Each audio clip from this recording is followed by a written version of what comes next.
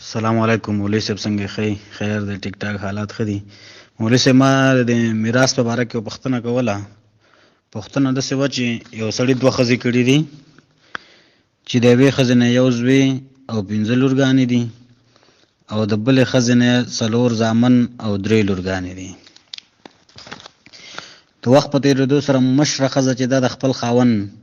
په ژوند باندې وفات شوې ده او کشره ښځه د خاوند د مرګ نه وروسته وفات شوې ده په دې کې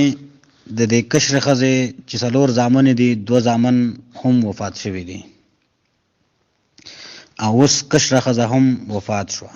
د خاوند د مرګ نه وروسته اوس چې دا مال تقسیمیږي د پلار په دې کې دا 2 مړه شوي وروڼه چې دي د دې حق کېږي او که نه کېږي او که حق کېږي خپل وروڼو ته پاتې کېږي او که ناسکر اور چې یو دانه ناسکر اور دی د هغې هم پکې حق کېږي او که نه کېږي د دې وروڼو په مال کې او باقي زموږ د مشر مور په میراث کې حق کېږي او که نه کېږي چې د خاوند په ژوند باندې وفات شوې ده او کشره ښځه په میراث کې حق کېږي که نه چې د خاوند د مرګ نه وروسته وفات شوې ده په دې اړه باندې معلومات راکړي مننه بھائی مننه مهرباني ژوند دی اوس نحمده ونصلي على رسوله الكريم ټولو دوستانو ته ډېر سلامونه او احترامات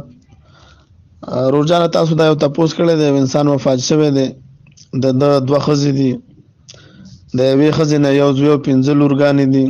د دویمې ښځې نه 4 زامن او 3 لورګانې دي مشره ښځه د خپل خاوند په ژوند کې وفات شوې ده او کشره ښځه د خاوند په ژوند کې د خاوند د مرګ په وخت کې ژوندی او د مرګ نه وروسته وفات شوې ده بیا د کشرې ښځې کوم چې 4 زامن دي دي کې 2 زامن وفات شوي دي نو دا تقسیم به څنګه وي نو اول تقسیم به موږ داسې کوو د شریعت په رڼا کې چې کله دا ستاسو والد صاحب محترم وفات شو نو دې وخت کې چې د څونه ورثه موجودو په هغوی به د میراث تقسیمیږي تاسو دا یوه خبره کړې ده چې دا کومه ښځه مشره چې د دې خاوند په ژوند کې وفات شوی ده د حصه رسیږي او که نه نو د دې هغه زنانه چې د خاوند په ژوند کې وفات شوی ده د هغه حصه نه رسیږي ولې هغه موجود نه ده میراث وی دی د چې هغه چاته به ملاویږي چې دا ژوند د وارث پکې شرط دی چې وارث ژوندی نه وي دته نه رسیږي لکه څنګه چې یو انسان د پلار په موجودګۍ کې وفات شي د بچو ته حصه نه رسیږي په ده باندې ما شپږ منټه بیان کړی دی او هغه علتونه موږ ذکر کړي دي دغه شان ته چې کومه ښځه وفات شي د خاوند په ژوند کې نو د خاوند په مال کې د حصہ نه رسیږي ځکه دا ژوندی نه ده او وراثت وی دی چې دا د مړو نه ژوندو ته پاتې کېږي دا نه چې یاره مړو ته پاتې کېږي مړو ته نه پاتې کېږي ژوندو ته پاتې کېږي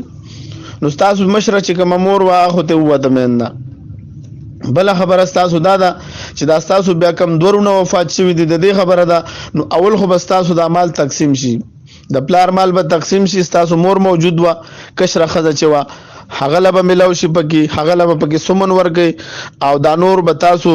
کم چې 4 زامن یو طرف نه دي یو زوی بل طرف ته دی 15 لکان شوي او دغه شانته کې ستاسو دا یو طرف نه 3 لورګانې دي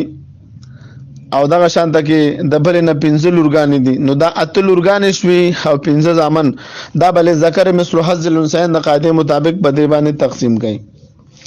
بیا اوس دا کم چې ستاسو ارچا خپل حصہ واغستله دا ستاسو 2 ورونه بیا وفات شو نو په دې کې بیا دا ناسکو ته نه ملاویږي کوم چې ستاسو پلار وزي سي موږ ورته ویو او د علم او د شریعت په اصطلاح کې دې ته بنو العلات وایي ما تاسو د سراجي عبارتونه راولېږل او دا فتاوی مې هم درلېږلې دي د علماء دیوبند او د بنوري ټاون فتوا مې هم درلېږلې ده چې هغوی هم دا وضاحت کړی دی دوی په خپله باندې لیکلي دي ويسقط او ساقط کیږي بنو العلات چاته ویل کیږي پلار وزیز ته اذن بالاخ لاب و ام هغه په هغه ور سره دا ساقط کیږي چې هغه د پلار او د مور نه وي وبالاخت لاب و ام اذا صارت عصبه هغه خور سره حقيقي خور سره هم دا ساقط کیږي دا پلار وزیز ورونه چیرته چې د حقيقي خور عصبه وګرځيږي نو تاسو دارونه چې وفات شو د دوی ودونه نو کړی نو د دوی زامن نو بچی نو تاسو عصبه وګرځیدل او په عصبه کې دا ده چې ترجیح ورکول شي یرجحون بقرب الدرجه ترجیح ورکول شي قرب د درجه ته مطلب قرب د درجه کې چې څوک نږدې وي هغه باخلی چې او قرب درجه نه چې څومره خلک لري وي هغه به محرومیږي ځکه حدیث مبارک دی په دې معنی چې آیان بن الام یتوارثون دون بن العلات آیان کم چې آیانی رونه خويند دي دوی به وارثان ګرځيږي بنو العلات به وارث نوي ولی بنوي چې حقيقي موجود دي اسباب نفسه سلور قسم خلق دي اسباب نفسه اربعه اصناف جزء الميت اول جزء الميت ده واصله وجزء ابيه وجزء جده نو په دې کې بیا قرب د درجه ته ورکول کېږي قرب د درجه چاته نږدې ده حقيقي رونه خويند ته نو چې حقيقي رونه خويند دي نو ناسکا خويند رونه ته نه ملاويږي البته که چیرته تاسو د ډیرور ځامن وي د دې بچی و نو به یو ورته نه ملاوي ده د حقيقي ته هم نه ملاوي ده به ورته نزيخ خپل بچی و نو دا غوي بچی نشته نو تاسو حقيقي رونو خويندو ته د دورونو حصہ ملاويږي هغه به تاسو حقيقي رونو ته ملاويږي د مور کما چې حصہ وا د کشر خزي حصہ هغه به د دې بچو ته ملاويږي ناسکه بچو ته هم نه ملاويږي نو در لمنګه مکمل وضاحت کو ان شاء الله او فتاویم در لګلی او د سراجي عبارتونه هم درو لګل واخر